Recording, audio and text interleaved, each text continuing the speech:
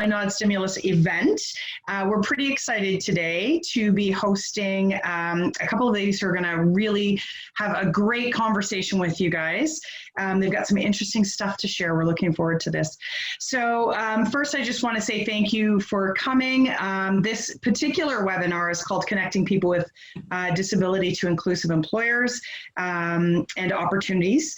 And the Disability Network and Align is how you can do that. So we have a couple of ladies here who Kim's going to go ahead and introduce. And Kim is one of my partners in Distinctability.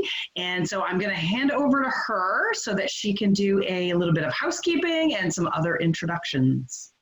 Great. Thank you so much, Sherry. And thank you all for joining us today, taking the time to come to this iNOD stimulus session. For many of you who have joined along this journey with us, I think this is our 5th session since April. So we're very excited to be covering another amazing topic and another very interesting resource with the Magnet Align and Discoverability Network.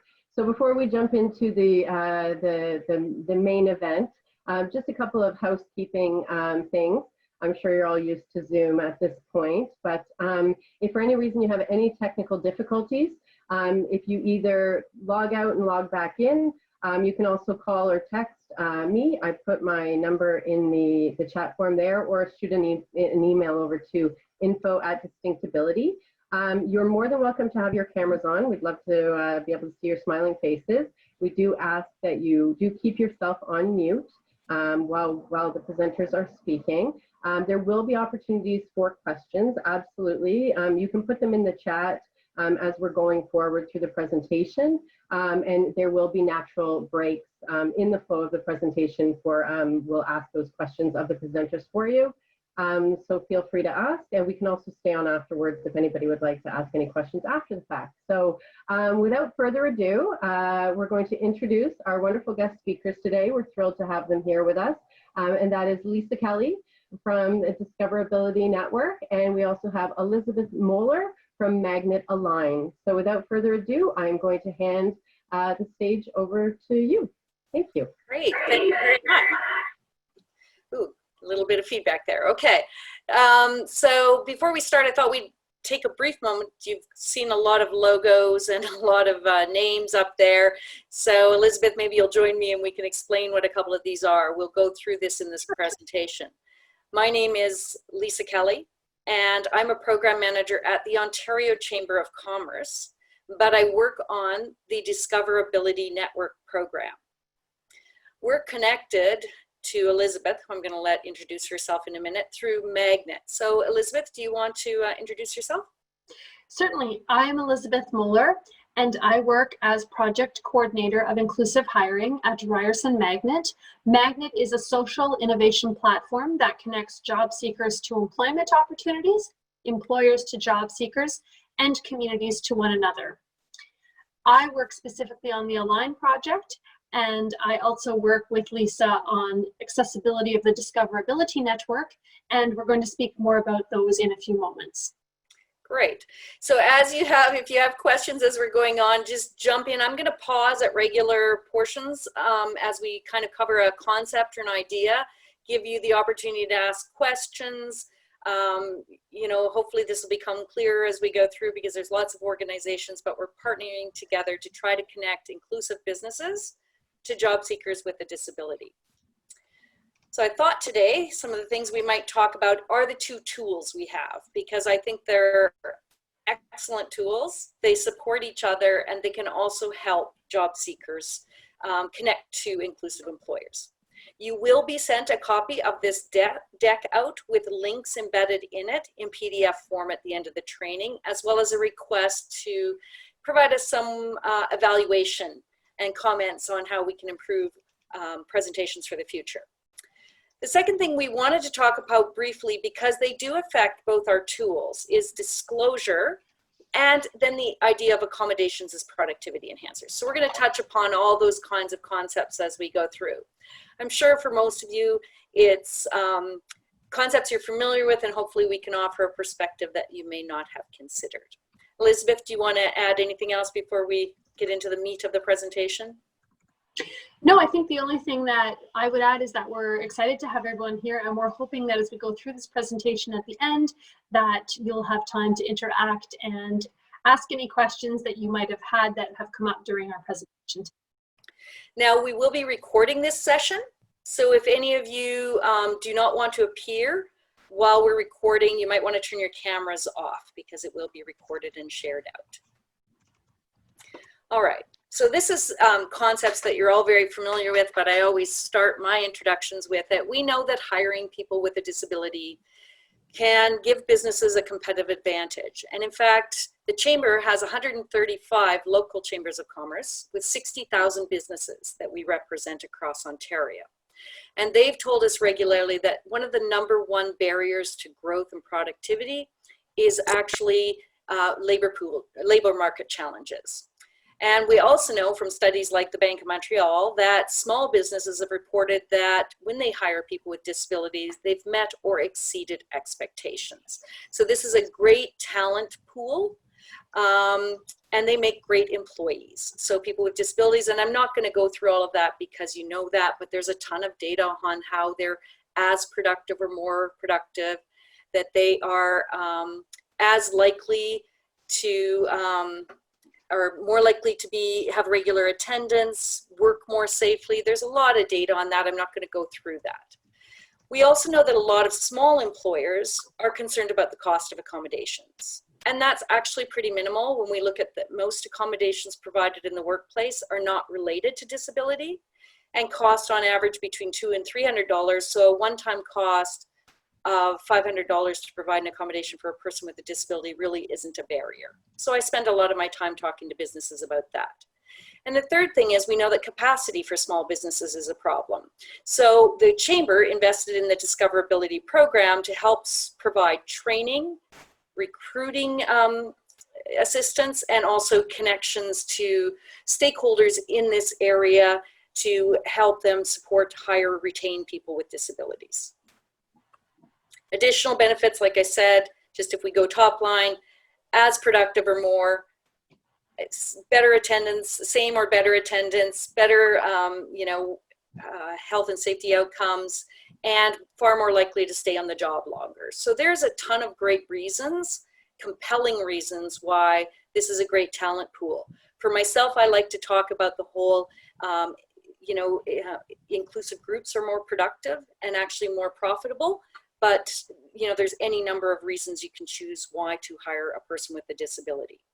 Now, both Elizabeth and I work across disability, so we're not in one particular field, so not necessarily physical. We also include learning, mental health. It's a broad definition of disability and our tools are for people who self-identify and they don't require a diagnosis. Elizabeth, anything you want to add on why this is such a great talent pool to hire from? I would just add the word untapped potential. There's a lot of literature that talks about disability and the disability communities having that untapped potential. So those equity-seeking employers who really want to tap into that and showcase the fact that, yes, we do as an employer want to hire people, not just with the skills, but with the potential to really excel in our workplace. And those just happen to be people who identify as having a disability. Excellent. Both Elizabeth and I, by the way, have lived experience of disability. I'm not outing her. We both regularly share this, so we are familiar through this via lived experience as well as both working in this field. So I'm going to mention a little bit about discoverability, then Elizabeth's going to talk about Align. So the Discoverability Network has been about 4 or 5 years old, and it's really in the last year that we've made some significant changes to make this tool work better for businesses and for job seekers with a disability across the province. So we have 3 elements that form the base of the program. The first is this job matching platform. And I'm going to tell you how that works so you get a better idea.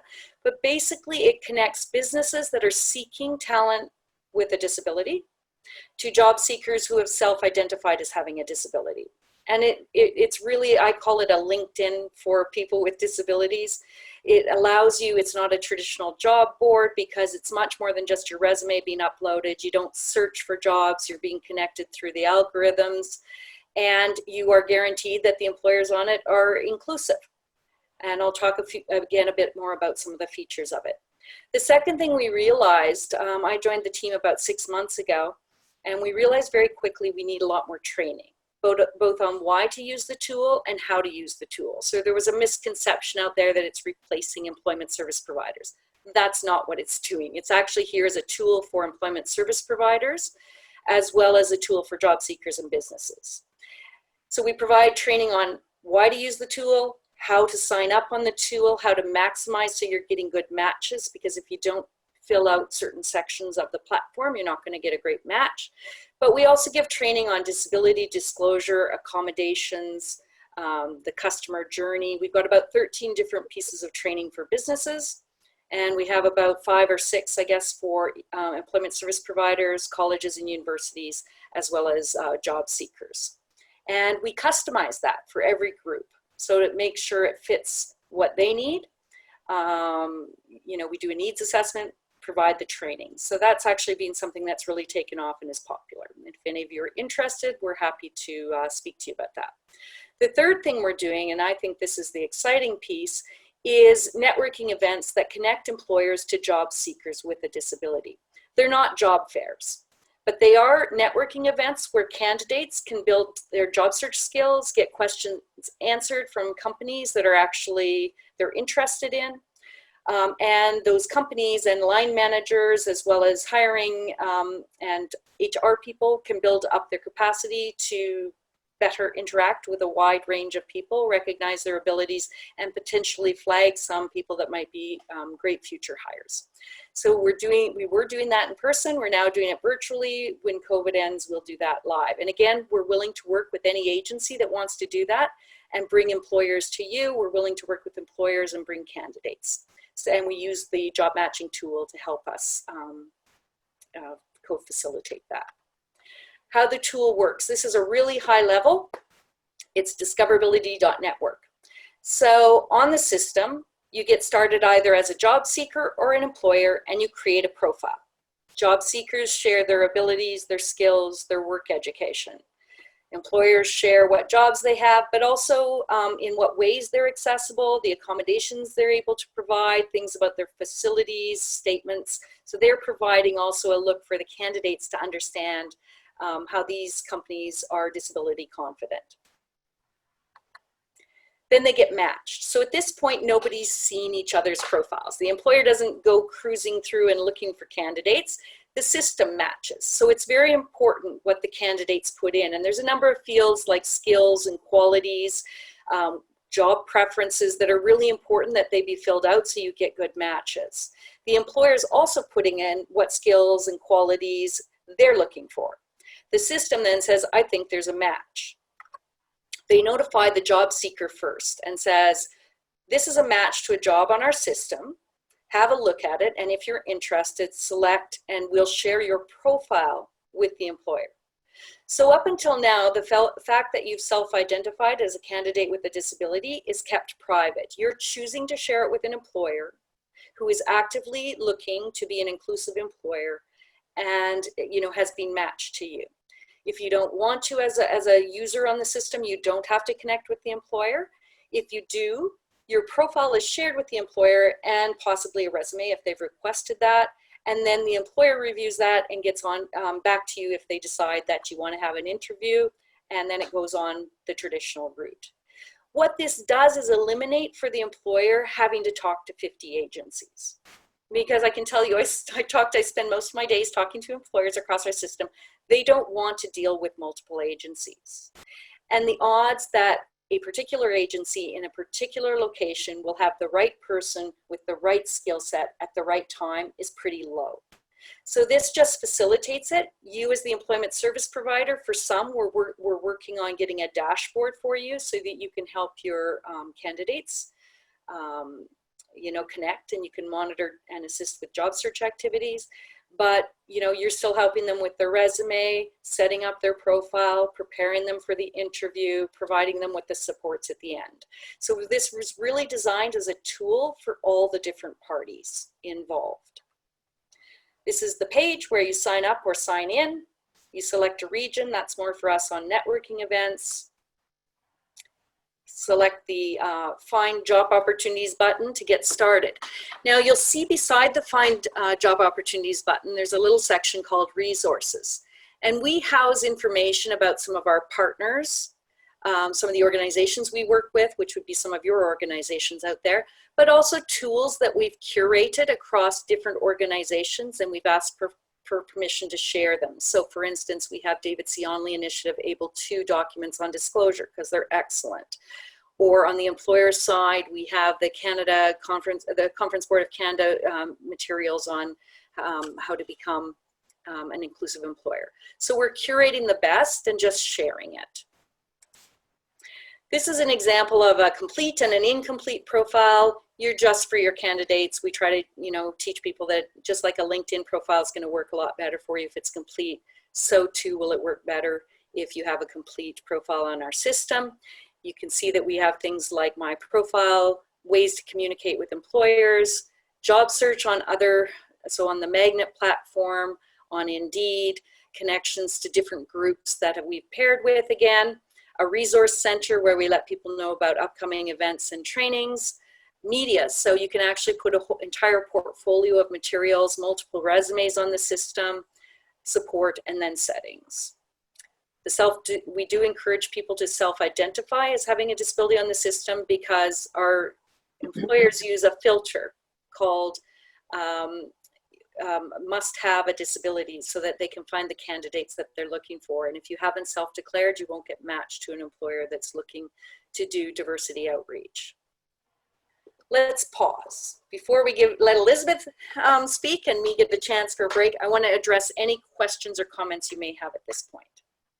So Lisa, I see that there is a question from Sina. Are these profiles for folks looking for a job personally?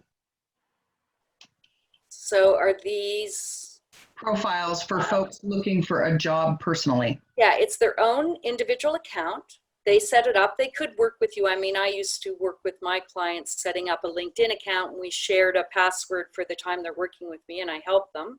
So I guess you could be helping them make sure it's filled, but it is their account. You have it over a number of years. So mine has been up there for 5 years.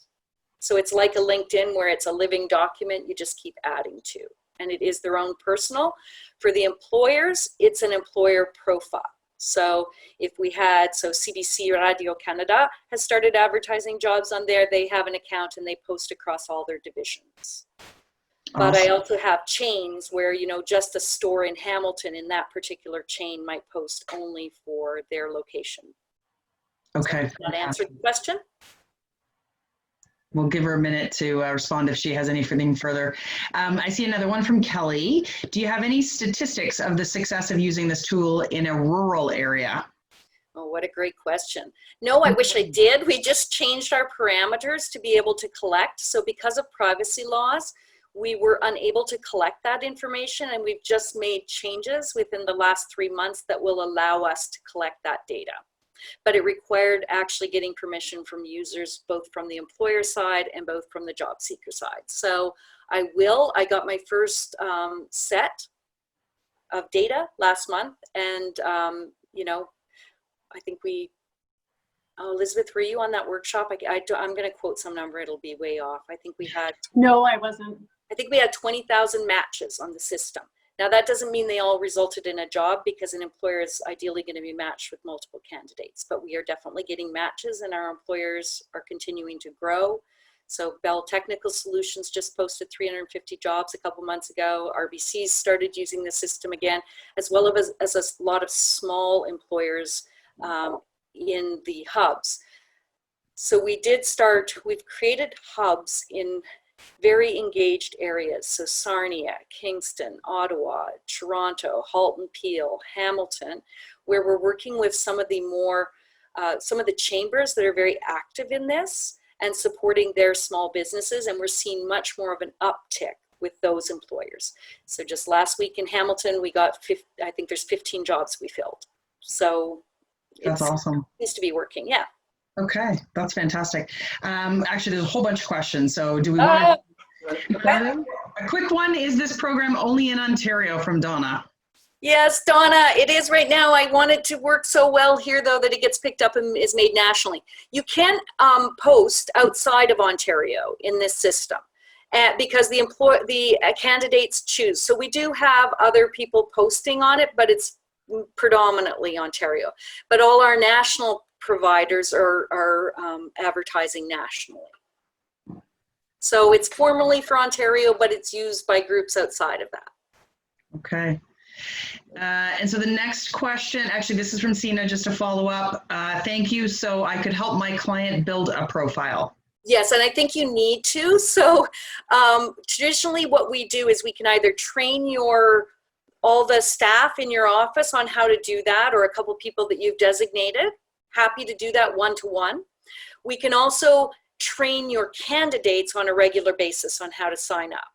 So with CNIB, for instance, we're actually doing intakes on a regular basis where the candidates will sign up on this date, and then we'll have a follow-up this date, and then we'll have follow-ups to deal with the issues. We'll also be, as of October, once a month doing and advertising free seminars for any job seeker. But I do think, when I was an employment counselor, the LinkedIn accounts didn't look great. You kind of want to have an eyes on. So I would suggest that, yes, you're going to get best fits when you're monitoring that.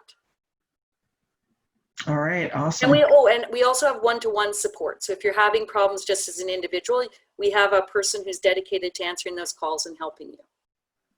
And so that's just like a kind of a hotline kind of thing? Yeah. Yeah. Cool. Awesome. All right. Couple more questions. We'll try and skim through these, and if I feel like they're getting long, we may move these to the end. Absolutely. Thank you. Unless you prefer to answer them in the middle. No, and you can reach out and ask me directly as well. Feel free. My email is at the back of this presentation. Okay. So can service providers post jobs for employers they work with, or is this something completely employer driven? Oh, that's interesting. So we do have employment. Yes. So they will sign in through you. So we create this kind of little dashboard for you. They sign in as your employer, so your candidates get first access, and then if there's nobody there, it goes out to the wider pool. So yes, you can post on behalf. Okay. And then Marilyn's asking, actually she's looking for some statistical stuff. So I'm going to suggest we'll probably come back to that maybe at the end. You might be able to provide that. But she's asking, is this for any job seekers? And what percentage of employers want to look at candidates with disabilities? What percentage identify with a disability? So I'm not sure if that's No, easy. those are all great questions. So I don't know what percentage of employers. My job is to convince them. I think I'm pretty good at it. We're watching our numbers grow. So we're like, I think probably triple the number of employers and job postings that we had even like a year ago. Same with the number of users. So the more supply I get in there, the more likely that I can say to an employer, have this many candidates and they're getting on. And especially since we paired with a line, that's been very successful. In terms of the number of people that self-identify, I can speak to that because that number is stuck in my head. So a year ago before I came on, we had people signing up on the system, but not self-identifying. And only 1/3 of people were self-identifying as have a disability. So they're not going to be matched to the inclusive employers. So we've gone back. We looked at the privacy. We went to a lawyer. We've been working to make sure that we're protecting everybody's information. But we're now up to about 70% of people on the system have self-declared as having a disability. But we're assuming that everybody that signs up does have one, because otherwise you could just be on Magnet and you don't need to say you have a disability. And I forget the third one, but I think that covers the gist of it. Okay, and Marilyn, I'm sure if not, we can certainly see if we can get some more of that information at the end as well. So Tenley is asking, I'm from YMCA, is this a tool we can use as a service provider? And I think that's a yes. Yes, and Tenley, I just trained somebody from your organization this morning, Elizabeth and I got told it was the best training that they've ever had on disclosure. That's awesome. All right. Let's see. There is a comment from Nate, but I think that's a comment, not a question. And how receptive are employers to a CC email if the prospect is working with an employment support person to help them navigate the process? What's a CC email?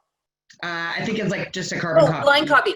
So in the system, so right now, for instance, I was mentioning a company in Hamilton, and a lot of the candidates have a developmental disability and were assisted to create an account because they weren't tech savvy. And we're actually working with the agency directly. And now I've introduced, now that we've shortlisted those candidates on the system, the agencies are working directly with our employers. And I have no problem doing that because I don't want to be in the business of providing supports. It's not our expertise, and it's not what the system was set up for. So I don't see that the system doesn't allow for it, but we can go outside the system. You can contact me, and then I'll tell the employer that, this person requires supports. Here's the agency, and arrange for accommodations and such. Okay. And I have a couple more, but I think I'm going to sort of push those to the end because I don't run out of time for you. And that was a lot of questions. So thank you. Okay. Well, thank you. I assume that's either good or bad. Okay. So Elizabeth, I'm going to let you talk a little bit about Align because it's equally exciting. Fantastic. Thank you. So within Magnet, which is, we like to say, sort of the broad solar system that houses all of these planets. So Discoverability is a planet that you can go to within the Magnet solar system. Align is but another planet or door. So Align really is a talent to role methodology matching. It is a psychometric assessment using Lumina Learning's science-based technology, and it's available in 7 languages. So what is that? So the Align tool is a personality assessment that a job seeker completes, and upon completion of that assessment, they are provided with a portrait, and I'll talk a little bit more about what that is in a moment. It's an alternative approach to recruitment, screening, and hiring. So how so? So in a traditional job application, a job seeker would submit a resume and a cover letter, and then the employer would look at that resume and cover letter and look for skills, qualifications, years of experience, and then offer an interview or not. But as we know, especially for job seekers with disabilities, that doesn't always work. Perhaps you don't have the requisite experience because you've spent longer on your education, or perhaps you're changing careers because you've acquired a disability. So sometimes we as a talent pool are overlooked for job opportunities. So Align allows people with disabilities to complete an assessment, a personality assessment, and then based on their matches, they're sent or matched to job opportunities in the Magnet system. So job seekers received what's called a fit score upon completion of the assessment, and then uses the personality attributes of individuals to match them to roles within our system. So it's simple to use. So you're going to enter through your designated landing page. So whether you as a job seeker have just logged into magnet.today/align, or perhaps you're working as a job seeker with an employment agency that has a landing page, you'll enter through. Elizabeth, what about on the Discoverability? You can use the same username and password. The same username and password. So if you're a job seeker and you have Discoverability as a tool that you're using in your toolbox, or frankly, if you're using Magnet proper, the broader Magnet system, you can log in using that email and password. So that would be your sign in versus your sign up. If you've never used any Magnet tool before, and that is confusing, job seekers will say, well, I've used Discoverability. And I always say, no, then you would go to sign in. But if you've never used anything before, then you would sign up. So then you would complete your assessment. Then you would return to your created account after that, after your assessment. So how does Align work? A little bit more. So the first step in the process is benchmark. So employers identify the most desirable behavioral characteristics in targeted occupations and work with Lumina to create targeted candidate profiles. So then there's the assessments. Job seekers complete the psychometric assessment that identifies their personality attributes and work style preferences. Then Magnet's innovative technology is used to match job seekers and measures job seekers against all profiles in the system and matches them to roles based on fit characteristics. And of course, the hierarchies. So employers then receive candidates with the knowledge that they are well suited with the personality attributes to perform in a role.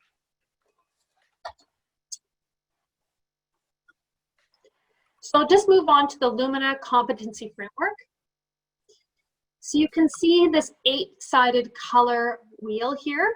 So when a job seeker actually completes the assessment, they are offered a portrait. So that portrait will sort of outline what their characteristics are, their strengths, their weaknesses, using this color wheel. So I'll leave it up here for a moment so you can just see it. And in the next few slides, I'll show some screen grabs of the portrait. But this really is an opportunity for a job seeker to have an idea of where they might be strongest. And I always say that this is a perfect thing for a job seeker to take to an employment counselor or an employment service provider and talk about, what are some of my areas where I'm really strong? Maybe I'm a people person. So that would be the green. And then maybe that means I want to start looking at careers in human services or social services. So I'm showing you here a sample report. Can everyone see that? So this is really just great. Awesome. So this is really just a title page, and you can see the personality report. For some job seekers, they're going to want to go through this, like I said, with an employment service provider. I should mention with the questions, it's a 144 survey questionnaire. So a job seeker may need to come back. They may not want to complete it all at once. That's completely fine. You can do that in the system. It is accessible with assistive technology. And some job seekers like to go through the questionnaire again with their employment service providers. What we've noticed is sometimes a job seeker may need help interpreting the language. So a question might be something like, being around people all the time makes me feel drained. So you can appreciate that for some people, they might take that literally and might not understand what that means. So it's, again, a good exercise to do with the service provider. So I'd like to pause again, and I'd like to address any questions, because that's a lot of information I've just given you about Align. And can I just add in, what I like about this, because I've done it myself, is you can take many of the skills that you found here and then put them into your discoverability profile to be matched. It can sometimes be a really good prompt and help people figure out what they're good at, because sometimes, at least in my experience when I worked with job seekers, they're not always sure about what their skill sets are. And it's kind of an outside validator, as well as, you know, a great place to start a conversation with them. Great, thank you. We have a couple. We had one from the last question break that I'll ask that now. I'm just gonna let somebody in the room. So somebody says, Umar said, I'm a magnet profile user, self-identified and using discoverability for years, but the number of roles for PWD, persons with disabilities, is coming very limited, like once every one or two every few months. Could there be a reason? Well, it depends what field you're in, Omar, and it depends what employers we have advertising at that particular time. So if you want to reach out to me directly, we can see if there's something in your profile that we need to address. And I can also then look at your industry and the job type and see if we have any current, because you're not going to see what's up there, right? And you're also not going to know, if you don't have the same skills or qualities that the employer's looking, there might be a job, but you're not getting a match. So this is partly why we've been very active in providing training to people on how to fill out a complete profile so that you get the best matches possible. I'll use myself as an example. So when I first went on Align, or when I first went on Discoverability, I was getting jobs that weren't in my field. So I didn't use the system because it was like, this has nothing to do with me. And it wasn't until I actually joined the company and I realized that I needed to fill out the skills, the certifications, for instance. There's a whole section on certifications, the qualities, job opportunity preferences, work preferences. And I now get, you know, between 4 to 5 matches a month, which is actually pretty good. So It may be that the profile isn't complete. It may be that we just don't have employers right now. To be honest, since COVID, a lot of our small employers aren't looking, and even some of the larger ones have put things on hold. But you know, I can't say generally what that is without knowing the specifics. So if you reach out to me directly, I can connect you with someone who, with your permission, look into that for you. I also wanted to add in, Omer, that if you wanted to, again, broaden your pool of matches, you may want to complete the Align assessment, because then you're being matched both on the discoverability side, and you're getting matches from the Align network as well as Magnet proper. And I would say just generally too, that one thing that I always say to job seekers when they've completed their Align assessment, because the portrait that you'll get takes about 15 to 20 minutes to be generated because it's individual and customized, you can actually use that time to start creating your Magnet profile and making it as detailed and robust as possible. Great. Thank you so much. No problem. So we'll connect you, Omar, with Lisa and Elizabeth afterwards, and you can continue to look through that. And the other thing is, we need to keep telling more and more employers to load their jobs into this. So yes, yes. word, right? Yeah. So one other question here from Marilyn. Has Lumina Learning's tool been normed on a neurodiverse population? These tools are sometimes skewed towards neurotypicals. Are you addressing this? That's a really good question, and we've had that come up a couple of times. So certainly Lumina Learning is aware of the language challenges inherent within the assessment, and they're also aware of the reading level. So right now it's at about a grade 8 reading level, but we've absolutely addressed that there's a wide range of job seekers that are taking the assessment. And the other thing that I would say, which is a good thing about the assessment, is sometimes it will ask you the same question in a couple of different ways just to see if you're answering consistently. But yeah, that's come up before to make sure that the language is appropriate and accessible.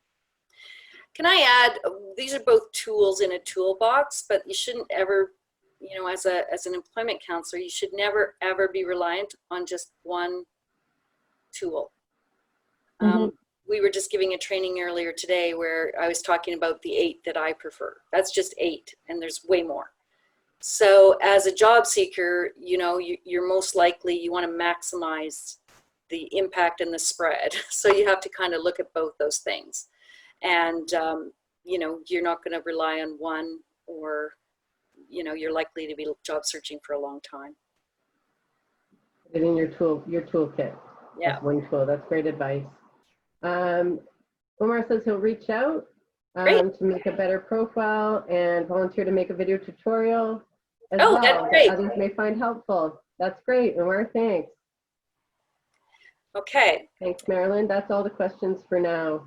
So we have a couple other Somebody's actually on it using the website as we speak. Oh, okay. So Marley. Perfect. We've got a couple other thoughts that we'd share with you that just have come up in a lot of trainings. So we're getting a little bit of a scattering of everything, but we thought it might be helpful. So we do know there are tons of barriers to hiring people with a disability. People with disabilities are employed at a much lower rate, and that gap has persisted and is unchanged. So I guess what we're here saying is let's try some new things because what we're doing traditionally isn't really working. When I talk to businesses, and job seekers, I'm really lucky that in my job, I get to train what I call vendors, which is employment service providers, colleges and universities. So people who work with people who have a disability. I get to talk with people who have a disability, and I get to talk to employers. So the biggest things I hear, challenges across all those groups, are number one, stigma.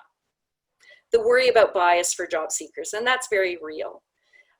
So we actually have a training that we talk about job searching with a disability, and I'll touch on some of that content from that, but that's a whole other hour. And we work with businesses to help them root out where that may reside unintentionally within their systems and find tools or programs or ways to address that. Number two, the biggest thing I hear is, where are they? So I recently posted 2 jobs for a very large employer in the Mississauga area, and there wasn't a single match on our system. And then I had to reach out directly to some local service providers to see if they had candidates. So I need supply on there, but I also need, well, I call it supply. I actually need candidates with a disability who are willing to say that they have a disability. Because if you go on our system and you don't self-identify, you're not going to get matched. So then you might as well just be using LinkedIn, not just because I think LinkedIn's an amazing tool. You might as well be going just to Indeed, right? So the value of our system is that you can safely disclose to employers who are likely to hire you. But beyond that, I also talk to a lot of people, even if you're not using our system, how does somebody know that you're part of their diversity outreach strategy if you aren't willing to share? And then when you share, we want you sharing appropriately, the appropriate information, and in a way that's going to result in a positive outcome. And finally, I hear from businesses, if somebody doesn't tell me they have a disability and I've hired them, how can I retain them if they're not telling me what they need in order to thrive? Because I will tell you, and this is from myself, my own lived experience as having a disability, employers, once they hire you, want to keep you. They've spent a lot of money to train you, find you, train you, recruit you, onboard you. So if me telling an employer that I require, on average, 3 mental health days a year, a stretch break at the top of the hour, helps me stay and continue to do my job well, they're more than willing to do that. So those are the 3 big things, and I talk a lot to both employers, well, all those groups, about how they can address these challenges in different ways. Disability disclosure is huge. So you'll see that I have a cartoon up on the screen that says the full disclosure amusement park, and then they're entering the tunnel of impulsive and questionable judgment. So in my experience, often when candidates disclose, they disclose medical information that's not required or disability focused information, when really what we need to say is, I have the ability to do this, but here's the change I need in the workplace, which is the accommodations piece.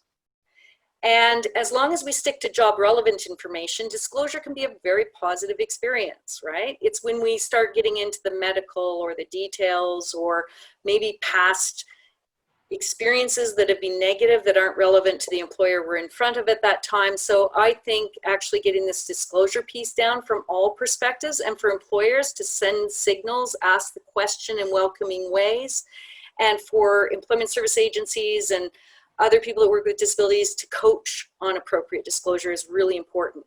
So I think always if is a big question. So do you want to disclose? That's perfectly valid, and you may or may not. And there's lots of times you may in one instance and not in the next. But equally important is how we disclose. And that affects the what.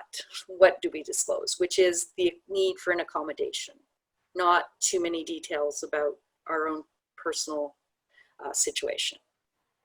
Elizabeth, do you want to throw in anything there? I love your social media. If you can throw that in right here. Yeah, by all means. One of the things that I've been reflecting on, both when I was a job seeker and now as someone who's employed, is the ways that we might inadvertently disclose. And so my social media presence as an advocate and activist is quite strong, positive, but strong. So I'm on a couple of boards of disability organizations. I do quite a bit of speaking in the media. I recently did an interview on CBC Radio about having a disability during COVID. And so I post those things on LinkedIn because I'm proud of them. I want to raise awareness. I want to start a conversation, sometimes with other people in media, about doing potentially interviews. So the upside is that there's lots of conversation that sparks from that. But the challenge can be, did I inadvertently disclose? So if you look at my LinkedIn photo, you might be able to tell I have sight loss, you may not.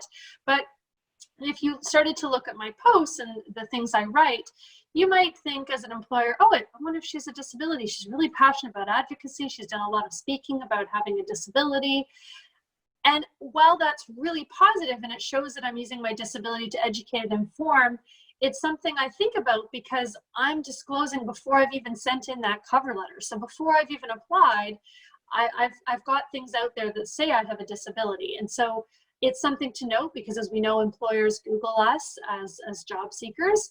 And while they're Googling, they're going to find out quite quickly that, okay, this candidate may have or likely has a disability based on their posts on social media.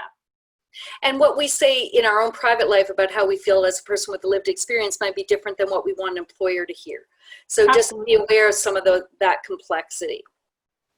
So like I said, the when, what, and how we disclose is really important. And I think we don't spend enough time. I certainly know when I was an employment counselor assisting job seekers with a disability to find work, I don't think that I maybe spent enough time on this and did it justice. So that's, we spend a lot of time talking about you can disclose at any time, it's your choice, but disclose what you do differently and what adjustments you need, not too many details, unless it's required for something like a functional assessment, in which case that's different. And then practice, because oftentimes, especially when we first start to disclose for people with acquired disability, it can be a real challenge because it's a big change in your life. So you may inadvertently share you know, a lot of emotion, a lot of frustration, a lot of angst, and again, probably not the best approach when you're job searching. We do talk to our businesses, and almost all the businesses, this is a slide from one of my presentations with business, is the value of disclosure. Because we know that people work their best when they're authentic and they're not spending their energy hiding something, they're actually spending their energy doing their job. So most of the organizations we work with, this is a big piece of why they want people to disclose, is they want them to feel comfortable at work and spend their energy doing their job, which is what they've been hired with. I think more and more companies also understand that people do things differently and that that's actually okay, and that adaptability is a competitive advantage. And again, we give examples of how that looks in the marketplace, both in terms of products and processes. Accommodations actually enhance productivity. It's not about making do or getting an extra. It's actually enhancing your employees' productivity. So if I'm going to do my, to share here just before you go on, a story about accommodations and how sometimes they can benefit everybody. When I started at my current place of employment, one of the accommodations that I requested was that it would be helpful for me prior to going into a meeting, not helpful, necessary, to have the materials electronically prior to a meeting to review and come prepared with questions. But actually what I said is, I wonder if this might help everybody prior to a meeting to have the information sent electronically rather than passing out materials in the meeting. People are sitting there, they're reading, they're not paying attention to the speaker. Plus, we're saving a lot of paper. And actually, as it turned out, that was quite popular, and meetings become much more efficient. So I sometimes think about accommodations individually, but then remind myself that what actually might benefit me as a person with a disability could benefit others around me as well. Absolutely. I work in an open concept office, and I require noise canceling headsets, and that is now standard for all of us because it just helps everybody concentrate a bit better. So there's great examples that we can use and share with businesses and also share with job seekers, because sometimes, frankly, they don't know what accommodations they're going to need in the workplace. I had no idea till I worked open concept that I'd need those headphones, and that was a learning for me. The other thing is when people share what they need and what accommodations, it allows businesses to plan better and provide appropriate supports. Of course, accommodations, and again, I'm not going to spend a lot of time because you all would be familiar with this. The most common accommodation is actually addressing the stigma, which is addressing assumptions people have in the workplace. And so, you know, there's a lot of companies that give unconscious bias training. We don't, but we do give some training that touches on stigma and overcoming barriers, particularly in the recruitment. Accommodations can address the way we communicate, what tools we have available, even changes to the work environment, processes, spaces. I'm sorry, my dog's barking in the background, so sorry. And finally, approaches. Dogs need accommodation too. Yes, exactly.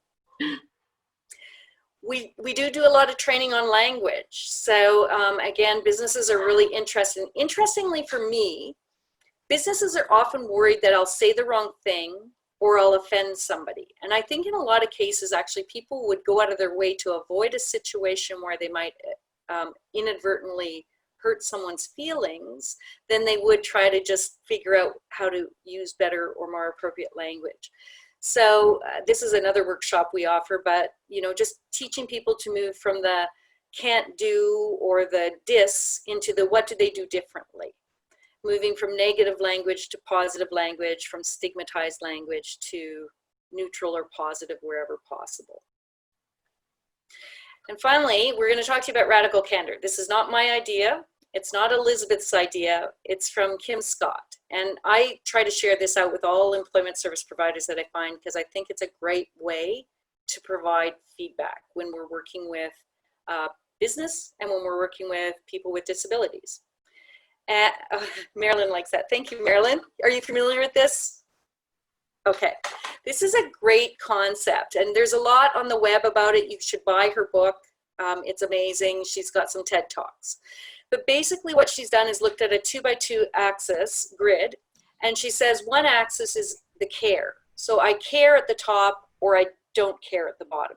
It's actually that I demonstrate caring, and I demonstrate a lack of caring. And then on the horizontal axis, it goes from not challenging at all to challenge directly. I'm going to call these the caring and the honesty axis. So where we want to be, the sweet spot is in this orange here on the screen, radical candor. So we want to be honest, but caring. Now, the next axis that we would want to land on is actually where we are honest, but we don't care. And ironically, that's, I think most people don't think about that, but at least someone knows what the problem is. Particularly for people with disabilities, they rarely get accurate feedback. You might get told you're just not a good fit, because nobody wants to say what actually is the real issue. But if we don't know what the real issue is, how can we address it? So that's called obnoxious aggression. Unfortunately, this is where I tend to fall. I sometimes don't spend enough time showing people I'm doing this because I care, but I am very direct. The worst access is called manipulative insincerity. And this is where we aren't honest and we do not care. So maybe I've got Elizabeth and I both trained together. I don't want her to train again, so I don't tell her that something is a problem that she can't see, because then she won't know, and maybe everybody will hire me instead of Elizabeth. And I'm going to give you an example of that, a similar situation to that. But I would never do that because I adore Elizabeth. And finally is ruinous empathy. And I think personally, there's no data on this, but I think this is where most of us fall in the employment service sector, where we care deeply, so we're not always honest. Right? So we don't want to be outside of the employment services. I think, especially as somebody with a disability, like you said, I think people just don't want to upset you because they think you're fragile and you're not able to handle it, or you're going to fall apart, or they don't want to be the one to have those honest, open, tough conversations. Yes. So I'm going to show you what this looks like. And this is based on a real example drawn from me, so you can see that I am constantly learning. So I was co-training with somebody who was blind, a blind trainer. And we had worked on it, we divvied up our scripts, everything was okay. And I do a lot of training, he's new to the field. We were training at a law office downtown. So I'm very familiar with the business background because I've been in business forever, so I show up early, I have my slide deck, I'm ready to go. The person that I was training with showed up 5 minutes before with a giant coffee stain on his short sleeves shirt with scuffed running shoes. And we're going to present in front of a banking crowd. And to me, it was problematic because the dress code doesn't match the expectations of the client. But it was too late to do anything, and I didn't even know what to do about the coffee stain. So what I should have done, and which I did after the training, is in a humble, helpful, immediate fashion say, this is a little awkward. Marilyn, I'm going to use you as an example because you had thumbs up, but I wanted you to know you have a stain on your shirt. I would want to know if that happened to me, and maybe I have a stick, or maybe you have 5 minutes to go to the washroom, or at least tell the crowd that you accidentally spilled coffee so that they don't think you walk around with coffee stains on your shirt. That's the appropriate response.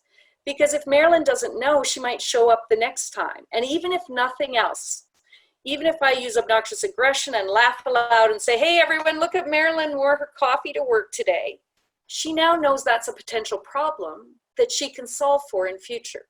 So she might have a shirt always pressed or dry cleaned and ready to go before a trainer and no longer have coffee. At least she's moving forward. Manipulative insincerity would mean for me to turn to Elizabeth and say, Elizabeth, Marilyn has a stain. Can you believe it? Who comes to work like that? Figure it out. She's so unprofessional, and, you know, really undermine. Not helpful. There's nothing positive about that. I don't think most people are in that quadrant. But ruinous empathy would be to say nothing. Because Marilyn's got enough problems. Marilyn's blind. She doesn't know, so I'm not going to hassle her. But the end result is she's not going to get a future training opportunity, and it's the same outcome as manipulative insincerity. I haven't protected her. In fact, I've harmed her. So I think this model is really useful in our sector, and when we are hesitant about being honest, and we can always practice how to do that compassionately, helpfully, immediate, you know, it's like our feedback sandwich. But I think this is a good model when we're out there working with people to give them good feedback that's honest, because when we don't, we're just trapping people into models that don't help them move forward.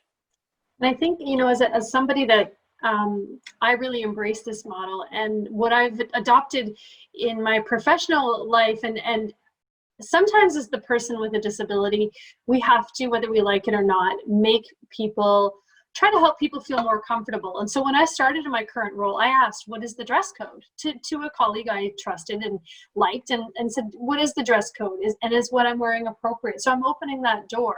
Or I'm saying to a colleague, you know, we do a lot of training together. If there's ever something you'd like me to do differently or something that's not quite right, I'm really open. Please let me know. So sometimes we as the candidate or the employee with a disability have to take that extra step to say, it's okay, I'm open to the feedback, I want the feedback, and then act according and appropriately when we get the feedback. But I found that it's been really helpful for me to just open that door wide and say, it's okay, what are the expectations? Am I dressed appropriately? Is this the right kind of... And I think for Elizabeth, because she's had a couple jobs, to coach the younger people coming up on how to do this. Yeah, absolutely. To be comfortable for it. So we find it a useful model. So to recap, discoverability and aligner tools for job seekers with a disability to connect to inclusive employers. Not the only one, but one that's out there. Businesses are seeking talent with abilities. If you happen to have a disability, that's fine. Just talk about what you can do. And that disclosure really results in the accommodations that people need to do their job really well. So questions, comments, feedback.